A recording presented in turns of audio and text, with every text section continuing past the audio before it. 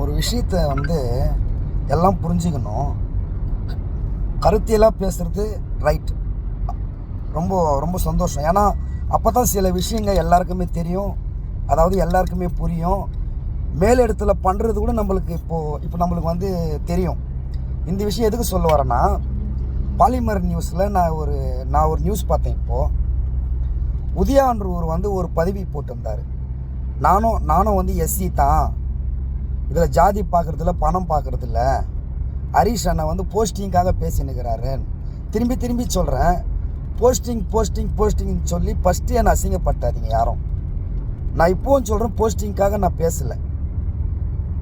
நான் கட்சியிலே இல்லைன்னு சொல்கிறதுக்கு ரீசன் நான் கேட்டேன். திரும்பி போஸ்டிங்கிறீங்க ஒன்று. அதே மாதிரி நான் வீடியோ பேசும்போது 3 விஷயங்கள் சொன்னேன். நீங்கள் 2 தான் சொல்கிறீங்க, ஒன்று சொல்ல மாட்டேங்கிறீங்க. அதாவது ஆனந்த் சாருக்கு விசுவாசி, 2வது பணம், 3வது ஜாதி. இந்த 3 விஷயத்த சொன்னேன். இப்போ உதயான்றவர் யாருன்னு எனக்கு தெரியாது. அவர் எனக்கு எப்படி தெரியும்னு கேட்டால், வாட்ஸ்அப்பில் ஒரு மெசேஜ் அனுப்புகிறாரு. வடக்கு மாவட்ட ஒருங்கிணைப்பாளர், என் பேர் உதயா, நீங்களாம் சீமந்தத்துக்கு வரணும்னு எனக்கு அனுப்புகிறாரு. நான் உதயா, எனக்கு தமிழ் கூட்டி தான் படிக்க தெரியும், எனக்கு தமிழ் தெரியாது. தமிழே இங்கிலீஷில் தான் டைப் பண்ணுவேன், எனக்கு அதுதான் தெரியும். அங்கே நான் படித்தது கர்நாடகா, அதனால் எனக்கு தமிழ் தெரியாது. தமிழ் கூட்டி படிப்பேன். நான் உதயான்னு படிச்சிட்டேன், பேர் உதயான்னு தெரிஞ்சிச்சு எனக்கு. அவருக்கு நான் மெசேஜ் பண்ணுறேன், ஊஸ் திஸ் உதயா அப்படின்னு கேட்குறேன். எந்த உதயான்னு கேட்குறேன். அவர் எனக்கு மெசேஜ் பண்ணுறார், வடக்கு மாவட்ட ஒருங்கிணைப்பாளர் ஆனந்த் சார் நேம்ஸ் இருக்கார், நான் உதயா. நான் ஃபோன் பண்ணேன், உதயா சொல்லுங்கள், என்ன விஷயம்? இல்லை, நீங்கள் சீமந்தத்துக்கு எங்கள் ஒய்ஃபுக்கு சீமந்தம் வச்சுருக்கு, நீங்கள் வரணும். உதயா ஃபஸ்ட்டு ஏக்கமாக இருந்துச்சு, நான் தனிப்பட்ட முறையில் செயல்பட்டேன், நான் வந்திருப்பேன். இப்போ இது கட்சியாக ஆயிடுச்சு. நான் தனிப்பட்ட முறையில் வர்றது தப்பு. எனக்கு மேலே இளைஞரணி தலைவர், இளைஞரணி செயலாளர் இருக்கிறாரு, அவங்களுக்கு நீங்கள் சொல்லுங்கள். நீங்கள் அவங்களுக்கு சொல்லுங்கள், அவங்களுக்கு ஃபோன் நம்பர் தரேன், சொல்லுங்கள். சரி, அந்த விஷயம் இருக்கட்டும், அதை நம்ம அப்புறம் வரலாம். இப்போ உதயா அருண் விஜய் சார் கூட நான் கிஃப்ட்டு கொடுத்துக்கிற மாதிரி ஒரு ஃபோட்டோ பாலிமர் நியூஸில் காமிச்சிருக்காரு. அதுக்கு நான் ரீசன் சொல்லணும்ல ஃபஸ்ட்டு. ஏன்னா அதாவது கிஃப்ட்டு கொடுத்துக்கிற மாதிரி ஃபோட்டோவா, நான் போய் மன்றத்தில் இணைஞ்சிட்டது ஃபோட்டோவா, அது நீங்கள் கொஞ்சம் புரிஞ்சுக்கணும். நியூஸ் சேனல்ஸ் எல்லாமே 10 பேர்கிட்ட நான் ஃபோட்டோ பிடிச்சிருக்கேன்.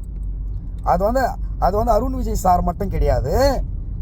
எப்படின்னு கேட்டால், நான் ஆர்டிஸ்ட், கொஞ்சம் நல்லா புரிஞ்சுங்க. நான் ஆர்டிஸ்ட், நான் ஓவியம் வரைகிறவன். எல்லா பேஜ்லேயும், இன்ஸ்டாகிராம் பேஜில், ட்விட்டர் பேஜில், ஃபேஸ்புக் பேஜில், யூடியூப் பேஜில் நான் ஆர்ட் பண்ணி போடுவேன். நான் ஆர்டிஸ்ட்.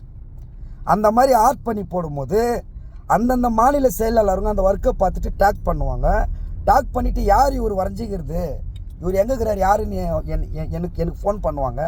நீங்கள் யாருங்கன்னா, ஆர்னியில் இருக்கேன், என்ன பண்ணுறீங்கன்னா அங்கே ஆர்டிஸ்ட்டாக இருக்கேன். நீங்கள் என்னவா இருக்கிறீங்கன்னா, நான் தளபதி விஜய் மக்கள் இயக்கத்தில் இருக்கேன். இல்லைங்க, உங்களை சார் பார்க்கணுன்னு சொல்கிறாரு, நீங்கள் நீங்கள் நல்லா வரைஞ்சிருக்கீங்க, அதனால் உங்களை பார்க்கணும், உங்களை பாராட்டணும்னு சொல்கிறாருன்னு ஆக்ட்ரஸ் கூப்பிடுவாங்க. என்ன புரிஞ்சுக்குங்க, ஆக்ட்ரஸ் கூப்பிடுவாங்க. அதாவது அவர் ஆர்டிஸ்ட் கலைஞனுக்கு நான் மட்டும் இல்லை, எல்லா கலைஞனும் இருக்கும். பாடகர், ஓவியர், டான்ஸர், அந்த மாதிரி எத்தனை கலைஞர் இருக்கிறாங்களோ அதனுடைய கலைஞனுக்கு யார் பாராட்டினாலும் அவங்கள மதித்து பாராட்டு கூப்பிட்டா அங்கே போகிறதுல தப்பா?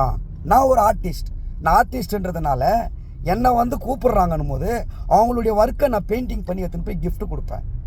இது அருண் விஜய் மட்டும் கிடையாது. நான் அருண் விஜய் பார்த்துருக்கேன், அதுக்கப்புறம் யுவன் சங்கர் ராஜா பார்த்துருக்கேன், அதுக்கப்புறம் அட்லி பார்த்துருக்கேன், அதுக்கப்புறம் சவுந்தரராஜ் அண்ணன் பார்த்துருக்கேன், அதுக்கப்புறம் ஆர்கே சுரேஷ் அண்ணன் பார்த்துருக்கேன். இவங்க எல்லாமே ட்விட்டரில் தான் என்னை நான் பெயிண்டிங் பண்ணி போட்டோன்னா ட்விட்டரில் போட்டு என்னை கூப்பிடுவாங்க, நான் போய் பார்த்துட்டு வருவேன். விக்ரம் பார்த்துருக்கேன், கேஜிஎஃப்பில் ஷூட்டிங், என்னுடைய ஊர் கேஜிஎஃப்பில் ஷூட்டிங்கில் இருக்கும்போது நான் அவருடைய ஒர்க்கு ரைஸ் ஆர்ட்டில் பண்ணி போட்டிருந்தேன். தங்கலான்னு பார்த்தது ரைஸ் ஆர்ட்டில் பண்ணி போட்டிருந்தேன். அதை பார்த்துட்டு இது யார் பண்ணுதுன்னு என்னை கூப்பிட்டு, இது மாதிரி கேஜிஎஃப்பில் இருக்கிறாங்க அந்த மாநில தலைவர் கூப்பிட்டு, இது மாதிரி உங்களை சார் பார்க்கணுன்றாங்க, நீங்கள் எங்கே இருக்கிறீங்க சார்? சார் எங்கள் ஊரே கேஜிஎஃப் தான் சார்னு.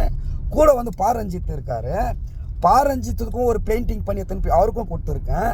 அதே மாதிரி விக்ரம் சாருக்கும் ரைஸ் ஆர்ட்டே பண்ணி திருப்பி கொடுக்கும்போது ஷூட்டிங் பாட்டில் நான் ட்ரெஸ் இல்லாமல் இருக்கார், என்ன அதாவது நீங்கள் கொடுங்க நான் வாங்கிக்கிறேன், பட் ஆனால் ட்ரெஸ்ஸு இல்லாமல் நான் இருக்கிறேன், அதனால் ஃபோட்டோ எடுக்க வேணான்னு சொல்லி கொடுத்துருக்கோம். எல்லா ஃபோட்டோவும் இருக்குது. அதே மாதிரி ரூமுக்கு வாங்க, நான் உங்ககிட்ட ஃபோட்டோ ஷூட் நான் கொடுக்குறேன், நீங்கள் நல்லா பண்ணியிருக்கீங்க, எப்படி பண்ணீங்க, என்னை நோண்டி ஒரு ½ அன் ஹவர் என்கிட்ட பேசினார். நான் அந்த சீக்ரெட்டை சொல்ல ரைஸ் ஆட்டி எப்படி பண்ணுறேன்ட்டு.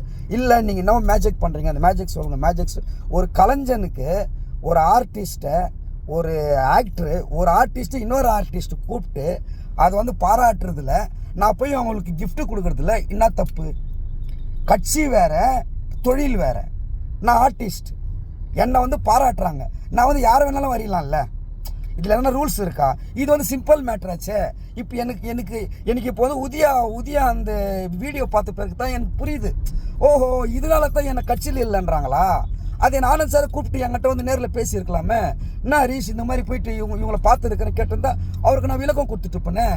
என்கிட்ட மொட்டையை என்னை வரியாது, நீ யார்தும் வரைக்கூடாது. நான் இன்னி வரலாம் அதுதான் நினச்சிருக்கிறேன். என்னை யார்தும் வரைக்கூடாதுன்னா என்னையா வரிவானான்றீங்க? என் தொழில் சார், நான் வந்து ஆர்ட்ஸ் காலேஜ் பெங்களூரில் வந்து 6 வருஷம் பண்ணியிருக்கேன். என் தொழில் எனக்கு ஆர்ட்ஸில் சாதிக்கணும். ஆர்ட்ஸில் நான் எதனா வித்தியாசமாக புதுசாக நான் எல்லாமே புதுசாக பண்ணியிருப்பேன். நான் எல்லாமே யூடியூப்பில் நான் தரேன். நான் என்னென்ன பண்ணியிருக்கேன், நான் வந்து யூடியூப்பில் வந்து சில்வர் பட்டன் வாங்கியிருக்கேன். இப்போது இந்த விஷயத்தினால வந்து இன்னொரு விஷயத்தில் ஜாயிண்ட் ஆகுது. இன்னும் உனக்கு என்ன தகுதி, நீ வந்து அவரை பற்றி பேசுகிறான்னு கூட எல்லாமே நினைக்கலாம். ஏன்னா வேறு வழி இல்லைல்ல. இப்போது என்னை வந்து குற்றவாளி, ஒரு ஆர்டிஸ்ட்டை என்னை கூப்பிட்டு பாராட்டும் போது அவங்களுக்கு ஒரு பெயிண்டிங் பண்ணி எடுத்துன்னு இப்போ ஒரு gift கொடுக்குறானும் போது அது தப்பு. அதனால தான் உன்னை வந்து கட்சி விட்டு நீக்கிறோம் அப்படின்னும் போது நான் ஏன்னா இது சொன்னால் தான் எல்லாருக்குமே புரியும், அதனால சொல்கிறேன். தலைவர் ஒரு முக்கியமான ஒரு ஆளுக்கு வந்து போஸ்டிங் கொடுத்துருக்காரு மாநில லெவலில். அவர் எத்தனை ஆக்டர் கூட ஃபோட்டோ பிடிச்சிருக்காரு, அந்த ஃபோட்டோவும் சேர்த்து நான் அப்லோட் பண்ணுறேன், நீங்கள் பாருங்கள். அதாவது நான் போய் எந்தெந்த ஆக்டரை போய் நான் பார்த்து gift கொடுத்துக்கிறோன்னு அந்த ஃபோட்டோவும் அப்லோட் பண்ணுறேன். அதே மாதிரி தலைவர் ஒரு முக்கியமான ஆளுக்கு போஸ்டிங் கொடுத்துருக்காரு, அவர் வந்து எந்தெந்த ஆக்டர்கிட்ட போய் ஃபோட்டோ பிடிச்சிக்கிறாருன்னு பாருங்கள்.